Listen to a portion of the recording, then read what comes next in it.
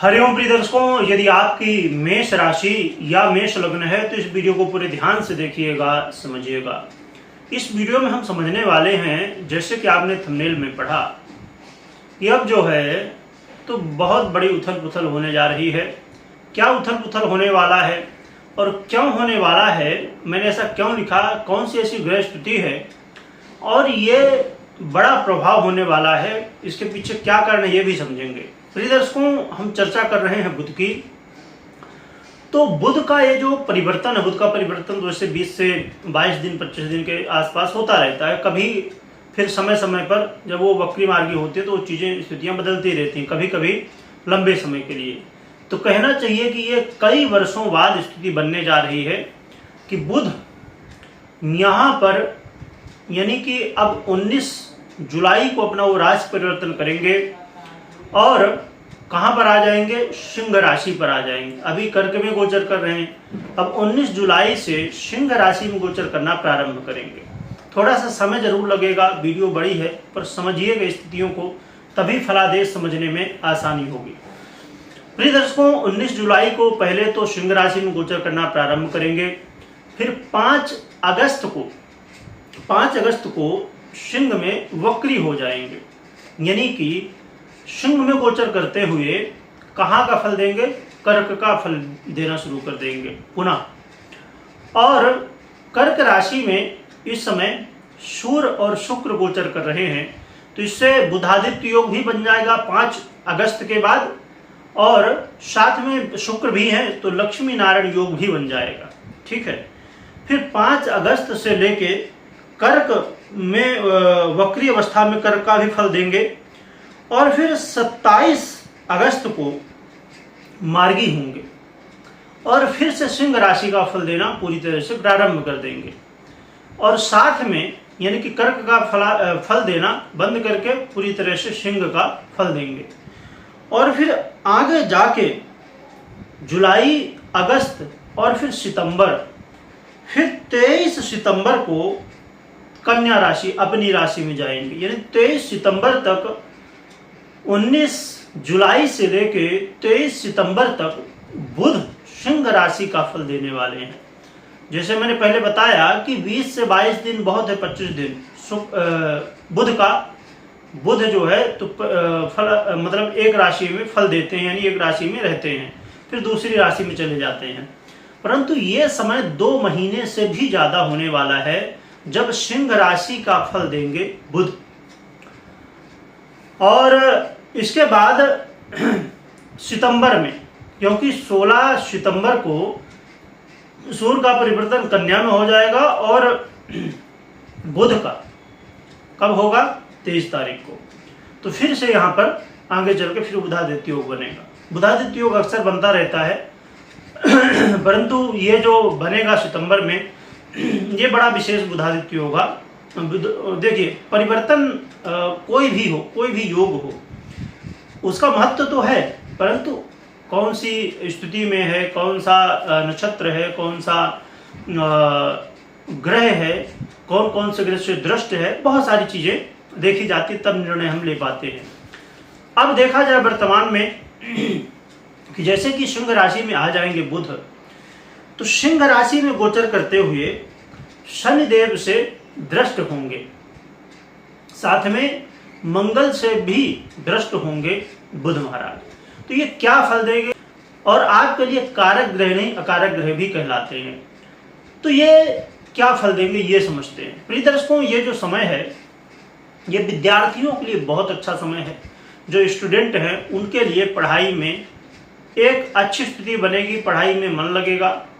और पढ़ाई में आप देखिए, 2 तरह की स्थितियां होती हैं बच्चों के जीवन में। एक तो बच्चे कुछ ऐसे हैं जो कि बहुत पढ़ते हैं मन लगा के, और कुछ बच्चे हैं कि नहीं पढ़ते हैं। परंतु उनमें से कुछ ऐसे बच्चे होते हैं कि जो नहीं पढ़ते हैं ज़्यादा, यानी कि अब समझिए कि कोई बच्चा घंटे 2 घंटे पढ़ता है और उसको पता चला कि वो सबसे ज़्यादा टॉप नंबर में आ गया। उसके पीछे बुध का बड़ा, वैसे तो देवगुरु बृहस्पति विद्या के अधिपति हैं, परंतु बुध का भी बहुत बड़ा हाथ होता है, क्योंकि बुध बुद्धि के अधिपति हैं। तो सीधी सी बात है, ज्ञान तभी प्राप्त आप कर पाएंगे जब बुद्धिमान है। क्योंकि अब इसमें यही समझने की बात होती है, कुछ लोग समझते हैं कि ज्ञानवान और बुद्धिमान एक हो गया, ये इसमें डिफरेंस है। ज्ञानवान व्यक्ति एक अलग हो गया और बुद्धिमान व्यक्ति अलग हो गया। तो इसलिए अब ज्ञानवान की, अब समझिए कि हम बात करें कि कोई इंजीनियर है तो उसको उस विषय में ज्ञान है, पर जरूरी नहीं कि वो बुद्धिमान ही हो। जो बुद्धिमान व्यक्ति होगा हर जगह वो बुद्धि अपनी लगा लेता है। तो इसलिए बुद्ध की स्थिति बहुत महत्वपूर्ण होती है हर एक व्यक्ति के लिए। और साथ में जो लोग शेयर मार्केट में इन्वेस्ट करते हैं, मेक मनी शेयर मार्केट, तो उनके लिए भी ये समय काफ़ी ज़्यादा महत्वपूर्ण होगा।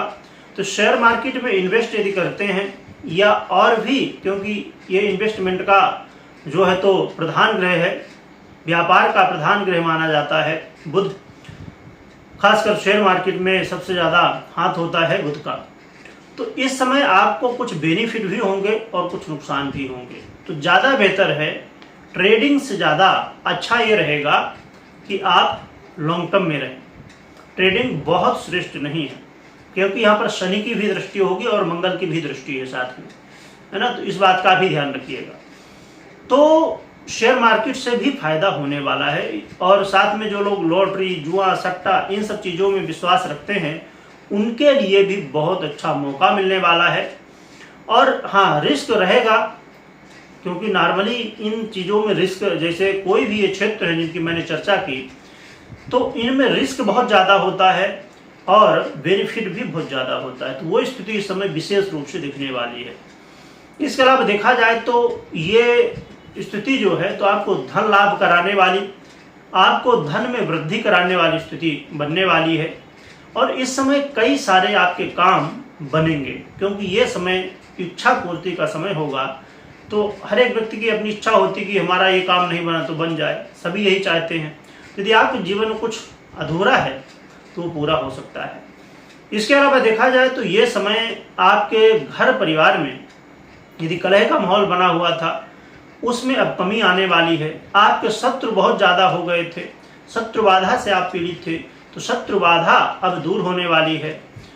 और साथ में आप जो है तो कर्ज की स्थिति में भी फंसे हैं यदि, तो उससे भी बाहर निकलने के लिए इस समय मौका आपको मिलने वाला है।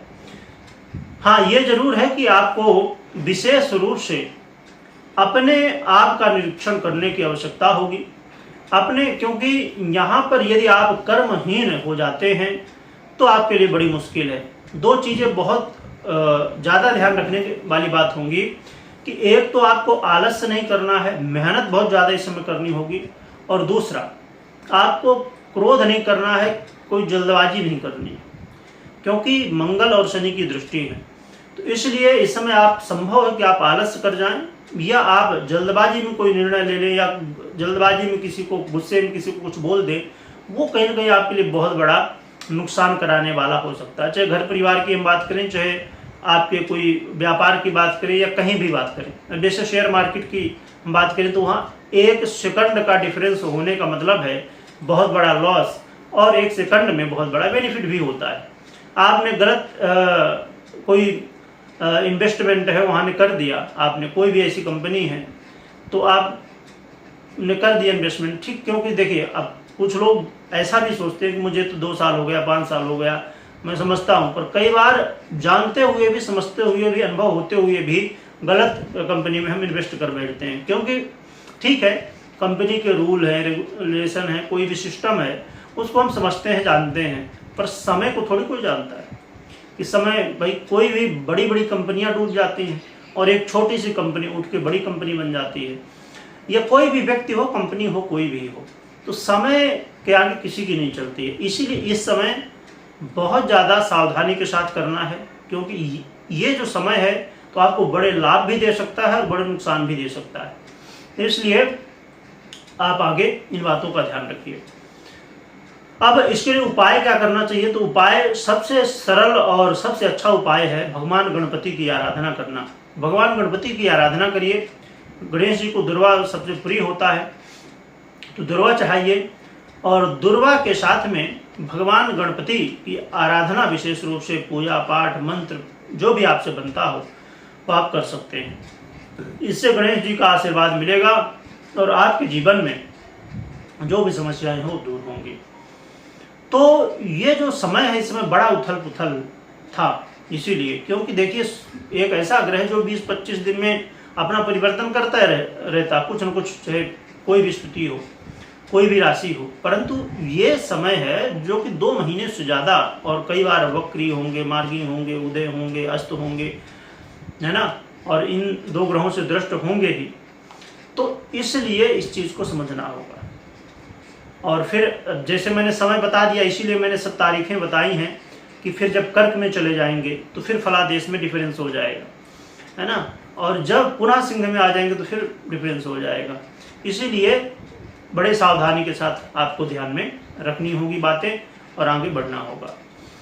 और जो लोग बहुत ज़्यादा चिंतित थे शनिदेव क्योंकि वक्र अवस्था में हैं, उनके लिए ही ये कहीं ना कहीं प्लस पॉइंट है, क्योंकि जहाँ शनिदेव यहाँ बड़ा नुकसान करवा रहे थे वहाँ बुध कई लाभ भी दे रहे हैं।